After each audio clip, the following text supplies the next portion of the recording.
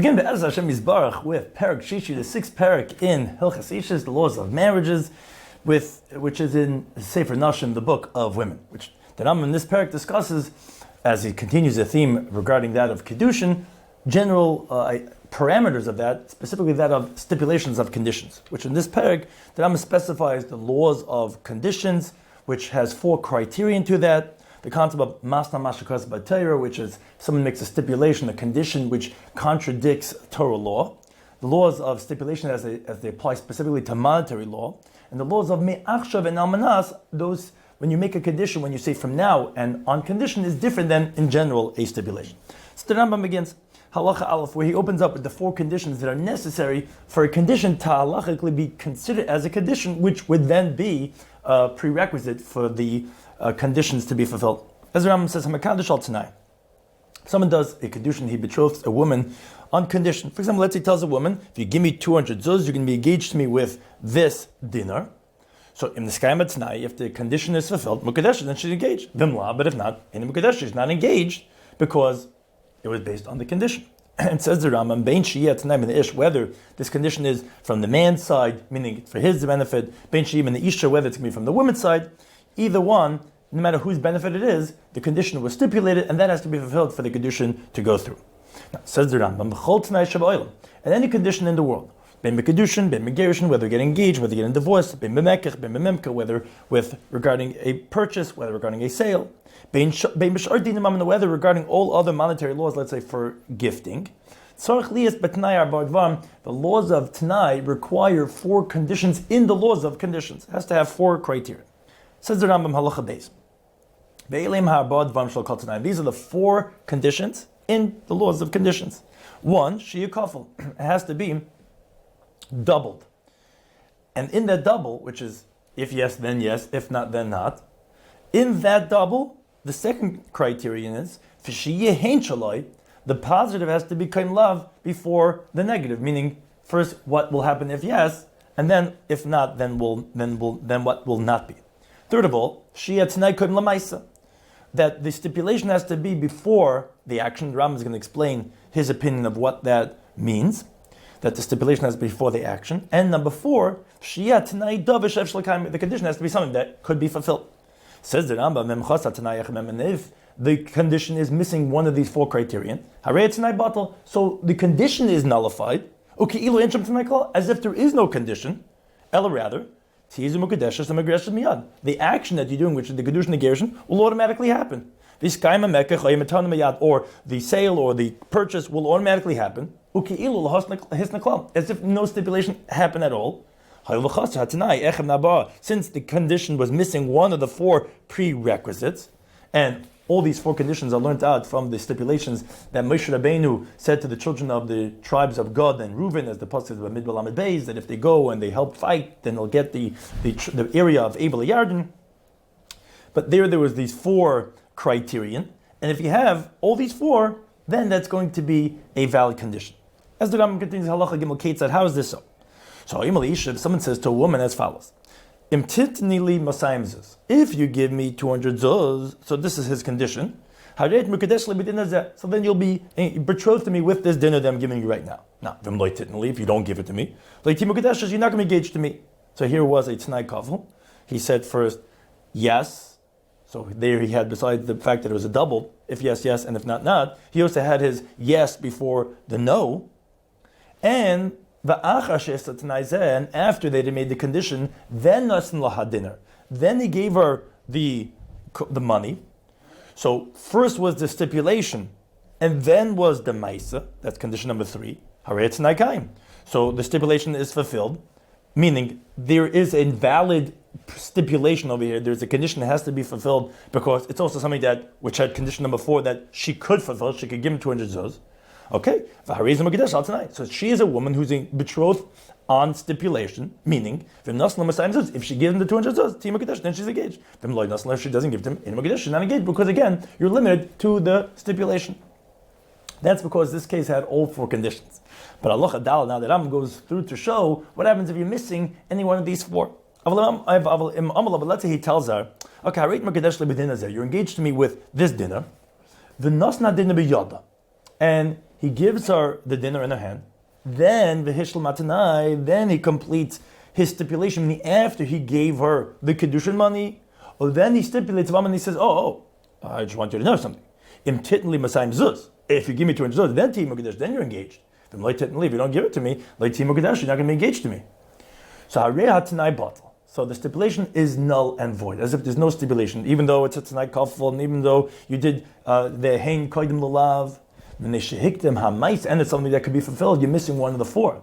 Shehiktim ha'maisa, because the act of kedushin was first. Then he gave her the kedushin, and then only subsequently did he do stipulation.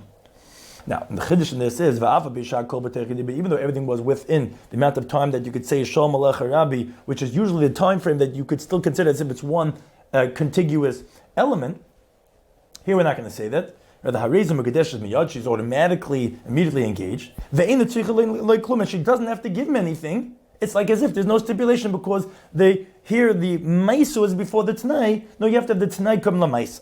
Now this is how the Rambam understands this halacha. Now the Ravid, which is brought in halacha Aleph, he disagrees. He says, no, even if you didn't do the action in action before the stipulation, rather, even if, let's say, you finished the whole stipulation and then you gave the dinner, but even if you spoke about the action before the stipulation, that stipulation can be null and void because it's not similar to the Tanai, the Bnei Gad, Bnei Reuven, which that it was said to them first, the Tanai, and then the Maisa. But if you speak about the Maisa, then the Tanai, that's going to be apostle. It's not even like the Rambam that he says that you did the action and then you did the Tanai. No. Even if you just spoke about the Maisa, then the Tanai, that's how the Ravid says is going to be apostle.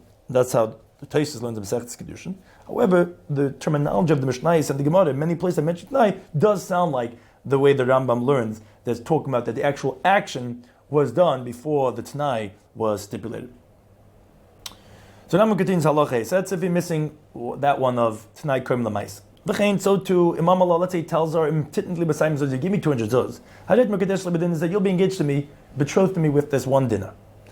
And then he goes and he gives her the money. Okay, he did the Tanai. He said he had the Tanai Koim Lamaisa, and then he gives her the money. Hadet Tanai Batal, that condition is null and void. Why? You're missing one of the other four. You didn't double your stipulation. You didn't say, if yes, yes, and if not, not. He didn't tell him, but if you don't give me loy tima kedesh, not going to get engaged to me. So therefore, she immediately engaged. She doesn't have to give me anything. It's like there's no stipulation over here because you didn't do it tonight. Let's say he tells her, if you don't give me the 200 zuz, you're not going to engage to me. And then he says, but if you give me the 200 zuz, you'll be engaged to me with this dinner. And then he puts the dinner in her hand. Again, this condition is null and void. You did one of the other things wrong. You first said what's not before you said what is. So rather by raising Mekadesh Miyad, she immediately engaged. She doesn't have to give him anything because you first said if you don't, then not, before you said if yes, then yes. Halacha Zayin, the last of the four. Im Amalov, he tells her, if you go up to the sky, or Tadlatem, you go down into the depth of the earth, you're going to be engaged to me, betrothed to me, with this dinner. But if you don't go up to the sky, you don't go down to the depth, you're not going to be engaged to me. Then they give the coin in their hand, so that I'm painting the picture. If you have all three besides one, which is Harei Tanai Batal. In this case, the stipulation is going to be null and void. Again, because it's not like the Bnei Gad and Bnei Reuven that they were able to do what they were asked to do, which was to go and fight the war with the rest of the Jewish people, even though they weren't going into Eretz Yisrael proper. Here, the condition is going to be null and void. Therefore, she's engaged right away. Because it's known. This woman can't go fly up to the sky and go down to the depth of the earth.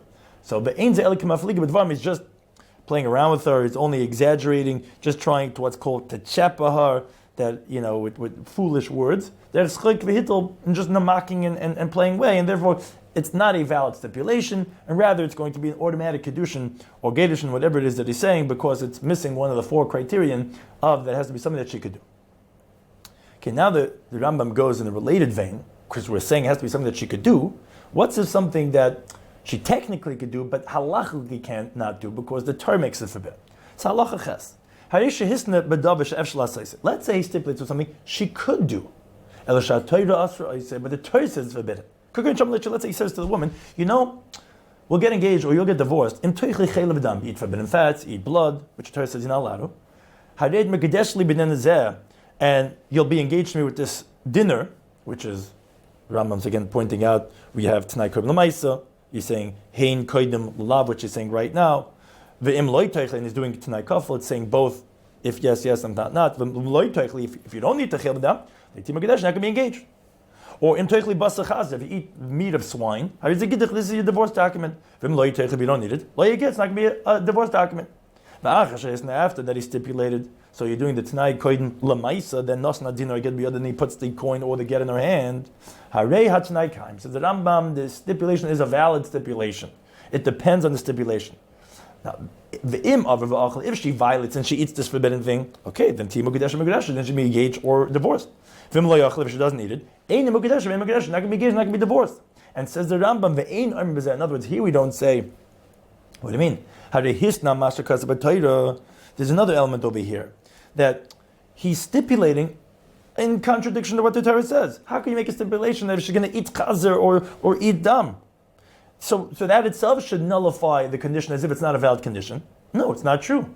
Says the Ram Sharei B'yada. It is in her ability to fulfill the stipulation. How? Not to eat, but discussion that she won't be engaged, she won't be divorced. So there's no definitive uprooting of the word of the Torah. You cannot eat, and that will fulfill that part of the stipulation. So therefore it is a valid stipulation, and therefore it is considered something that she could do, because she could do, even though the Torah says that you cannot do it. Now, so based on this, if that's not considered masna masha because of Torah, it's not considered stipulating in contradiction to the Torah law, so then the Rambam continues halacha test, so then ubama emer chacham. So regarding what did the sages say, which is brought in the Gemara Kedushin of your Testament Beis, kol masna masha because of Torah, whoever stipulates in contradiction to what the Torah says, tunai batal, that nullifies its condition. Chutz, there's one exception, which the Rambam is going to explain.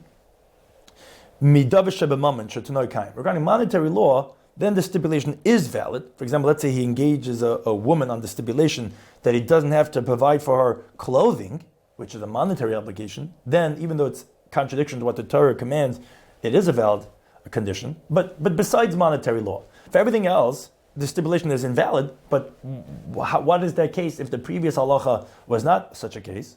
So Rambam explains. It says, for example, let's say he betroths a woman, or he divorces a woman, or he nosin, or he gifts, or he sells, altanai, with a stipulation. What's his condition? He wants in the stipulation, he wants to merit something that the Torah doesn't merit him. Not only that, the Torah says the Torah holds it back from him, as the Rambam is going to explain, let's say to rebel against what's called the beautiful maiden that he took in captivity from war, which the Torah says what he cannot do, and he's saying only on the condition that I could do that. Oh, the other way around, he'll exempt himself from, in his stipulation, from something the Torah obligates him. For example, marital relations with his wife. Oh, then we tell him, no, your stipulation is void. And your action, because they've always talking about there's an action and a stipulation, so your condition is void, and therefore your action is valid, and therefore you're not exempt from what the Torah obligates you. And so too, you're not going to merit something that the Torah is holding back from you getting. As the Rambam continues, halacha yud ketzad. How so? So Rambam explains. If a man stipulates a woman on condition, that what? That he's not going to give her food, ksus, clothing, va'ina, and marital relations, which the Torah in Shemais Chaf says he cannot diminish. He has to give her shelter, he has to give her clothing, food, and marital intimacy. Where we tell him as follows. So it depends. As the Ram had pointed out, when you're masna masha kaz b'Torah, it depends what it is. B'ksusu she'er, for two of the three, for clothing and for food, those are stipulations regarding monetary, regarding finances. So then we tell him, okay, your stipulation is valid, because regarding monetary law, the reason why we don't say tanai batal is because you could be forgiving of a monetary obligation. So she could say, I'm moichel. And that's what she's doing. She's accepting such a stipulation for a kedushin, and if it's going to be valid kedushin, and his condition is valid. But regarding marital intimacy, we tell him your condition is void, because that's physical pain, which Rashi Kedushin says you can't be moichel, you can't be forgiving of such a thing. And we tell him the Torah obligates you marital intimacy. So you're going in contradiction to Torah, your condition is not valid. So rather, by raising Mukdash, she is engaged. And you're obligated in a marital intimacy, and it's not in your ability to exempt yourself through your stipulation from something that Torah obligates you. And rather, since your action is going through, it's going to go through the whole thing because it's not a valid stipulation. Says the Rambam, anything that's similar to these types of things would be included in Kol Masna Masha Kaz B'Torah T'nai Batel. So to Hamakadosh Shifas Torah, let's say a man engages, betroths what's called the beautiful captive woman that he took from war, which the Torah in the Devarim Chav Beis allows a man to take the captive woman, but he only takes her in marriage, al Tanai Shis Amaba, in the stipulation that he could rebel against her and treat her disgracefully like a maidservant.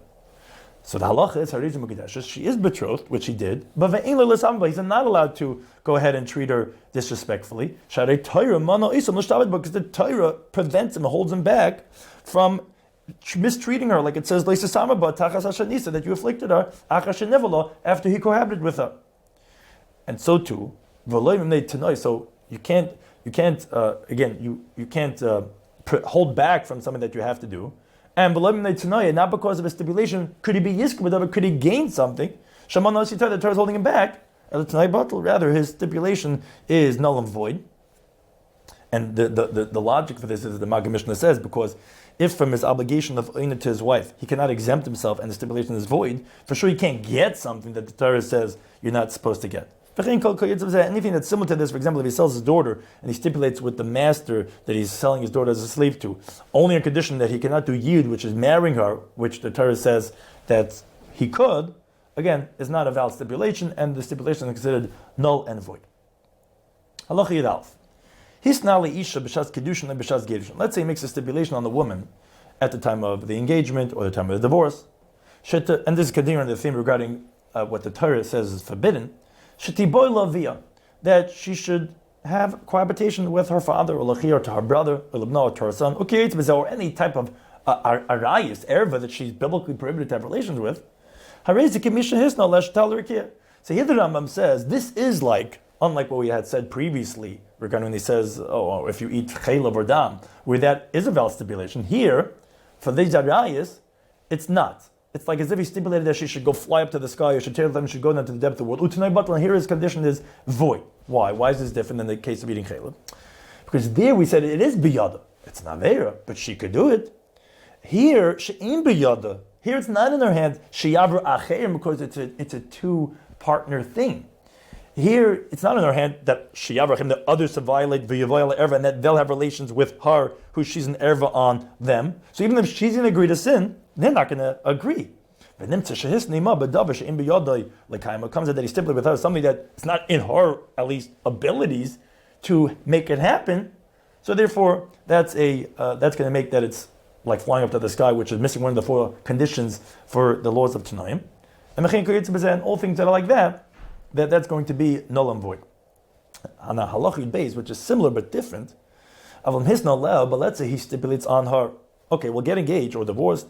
If if that guy gives me his courtship, then consider a done deal. Or that he's going to marry off his daughter to my son. Okay, it's things like that. Then the stipulation is valid. It is within the domain of this woman to make this happen. And she could give this guy a lot of money. She said, "Please, I'm begging you. I need this get. I need this kedushin. If you give this guy his field or your daughter, that'll make this happen." And she could give him a lot of money. She can make it happen. That he's going to give his courtyard, or that he's going to marry his daughter to that guy's son. Here there's no sin. All things like that. Since she can make it happen, it is considered biyada, and therefore it is a valid stipulation in contrast to Navera, where that's not considered biyada l'kaima. Now the Rambam explains halacha Yud Gimel. He says, "Sim kol elu advarim shel tanoim leneged nechad tamid." As he says many times when he says a general rule, he says, place all these ideas of the stipulations in front of your eyes constantly. And therefore, anytime you're going to hear, if someone does a kedushin with a condition of this and that, or someone's giving a divorce document with the condition and this and that, if someone's selling or giving on condition, you should know, it has to have these four ideas that we mentioned. The Rambam says, why should you always have this in front of your eyes? So we shouldn't have to explain it to you every single time when we're talking about halacha of a stipulation that it has those four conditions. So no, every time we're saying it tonight that has a validity, it has these four elements. If it's missing one of these four, in Kantanai, then there's no stipulation, which is also important to point out that there are other things that will also void a stipulation. For example, if it's an action that cannot be done through an agent, for example, mitzvah chalitza, that there the stipulation is not going to be effective. And if he tells to his Yavam, I'm going to do chalitza to you on the condition you give me 200 zuz, it's going to be a valid chalitza even if he does not give, even if she doesn't give the money, as the Rambam says, chalitza b'yibam. The reason is because chalitza cannot be done through an agent. It can only be done through the Yavam himself. So therefore stipulation will not be effective because it's not similar to Bnei Gad and Bnei Reuben. We're giving the land of Gilad, which is what Moshe Rabbeinu was giving them, was possible through a shlich, as it actually was, that Yeshua was commanded by Moshe to give them Eretz Yisrael, as the Gemara says, Ksubas Dav Ayin Dal. So rather, the Rambam over here is only talking about things that stipulations do help, but he's qualifying that the stipulation requires these four elements. But again, there are certain times that stipulation at all will not help, like if it's not possibly done through an agent. Now, the Rambam continues, Halacha Yudalit. Yesh miktzes go'enim achrein. There are some of the later Torah giants, the go'enim, which is referring to the Rif and Shuvas, Shama that they said, she'ein tzarech adam lichlot tznoy. A person does not have to repeat his condition, ela begitten v'kedushin levad. Only by divorce documents and that of kedushin, regarding getting engaged. Regarding monetary law, then you don't have to repeat it and say, if yes, yes, and if not, not. So to the Rashbam and Baba Basra, Kabbalah and Zayin also holds like this. The reason for them is because they actually hold, not like the Rambam is about to say, the halacha does not follow like Remei that requires Tnai Kafel. Rather like the Chachamim who disagree. They do not learn out from the stipulations of Bnei Gad and Bnei Reuven. It's only by getting a kedushin that was stringent to require Tnai Kafel as a gezerah, because if you don't stipulate, then there might be a court that rules like Remei, and according to them it's not going to be valid, and therefore to prevent that type of confusion, so we are stringent. But again, it's only regarding getting kedushin, but actually we don't hold like that, and therefore monetary law does not require that. But says the Rambam ve'in ro l'smech al that's not appropriate to rely on that opinion. Shekfilas at night, because it says the whole halacha of doubling a condition, im shara with all the other four ideas, are mitznai b'nei Gad b'nei Reuben lamdoi sechacham. It's learned out from the stipulations that Moshe Rabbeinu said to the tribes of Gad and Reuben. Im yavru b'nei Gad b'goyim, as the pasuk says, if the b'nei Gad will pass by, etc., which is the hen, then the kafel part, the doubling, which is the lav, v'im lo yavru, if they're not going to go. Those stipulations were not regarding getting the kedushin; it was regarding financial elements. So you see that the halacha of Tnai Kafel is actually said by Dinam Amanis. He says, and therefore this is how the previous great Torah giants, referring to the Shiltas and the Bahag, that's how they ruled. And Mechaim Rolasa said the Rambam, that's how it's appropriate to rule too. Now the Rambam says, when do we say that? Okay, we're talking about if it was done with stipulation, with a Tnai. When does that actually take effect? Because that has halachic ramifications, as the Rambam is going to say. Halacha tezvav. Hamakadash al Tanai. Someone does kedushin on condition. Now, kesheiskai matznai. When the condition is fulfilled, then ti mukadesh is meshoshin iskai matznai. She's engaged from the moment that the stipulation is fulfilled. Lo meshoshin iskach. Not from the moment that the actual kedushin was done. Ketzad how so the Rambam explains. Hoy Melisha, a man says to a woman, Im etin lich masayim zuz b'shana zu. If I'm going to give you 200 zuz in this year, how did Mekadesh Libidin is that? Then you'll be engaged with this din I'm giving you now. Now, if I don't give it to you, again you have to do the Tnai Kafel, and he's saying the lav after the hen, and it's something that's possible to be done. If I don't give you, then you're not going to be engaged.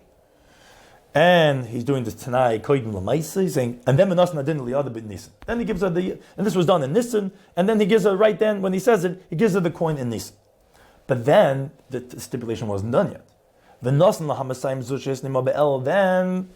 almost a half year later, by El time, he gives her the 200 zuz.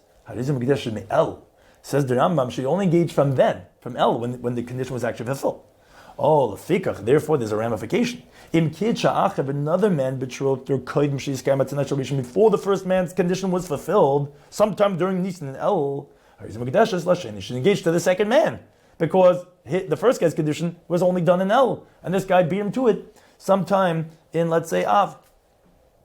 Same thing applies by the stipulations of a divorce document, or the mumminess, and regarding monetary law, which that's if it was an oral stipulation, but if it was actually documented, and there's a date in the document, then actually, as the Rambam himself says in Hilchos Ishut, the date of the document actually proves that it's like as if you're saying from today should take effect. Or me'achshav, as the Rambam is going to shortly say, but we're talking about if it's oral stipulation, When the condition is fulfilled, who she get, then it's going to be a get, or then the sale is going to be valid, or that's when the gift is going to be validated.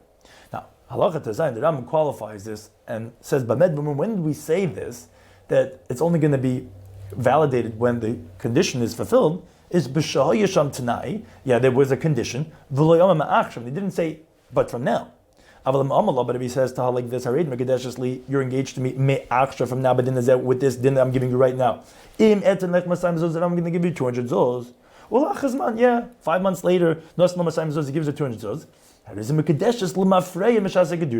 She's engaged to him retroactively from the time that he gave her the coin in Nisan time.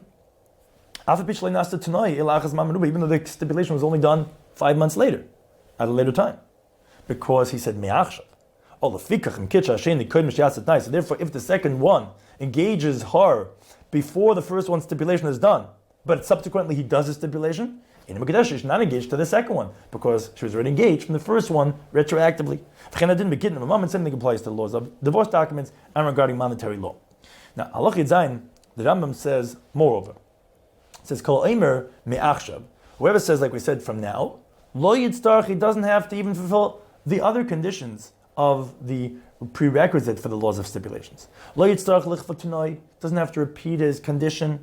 You don't have to go ahead and have the stipulation before the action. Even if you went and you did the action first, which that's a little difficult, as Ramach points out in his glosses to the Rambam. According to the Rambam, that he explains that Maisa Koyim means that you went and you gave the Kedushin first before you actually even made the stipulation. Well, that's difficult. Why, if you say Me'achshav, how does that help to have the stipulation after the action? But the Gemara said in Dam Daf Pei Zayin that by Kedushin we don't say Terch Kedei Dibur Kedibur Dami. So even if it's right after, it's not going to go together, so you can't retract. So what could be said for the Rambam is that, yeah, we don't say Terch Kedei Dibur only for retraction, to be chayzer.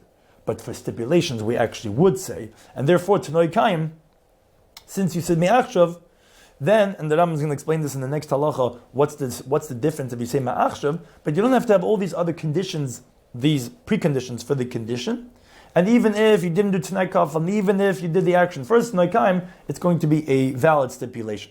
Aval, but, one of the four, Tzarech Lahasnas B'dav Shev Shlakaim, you still have to stipulate by something that she could fulfill.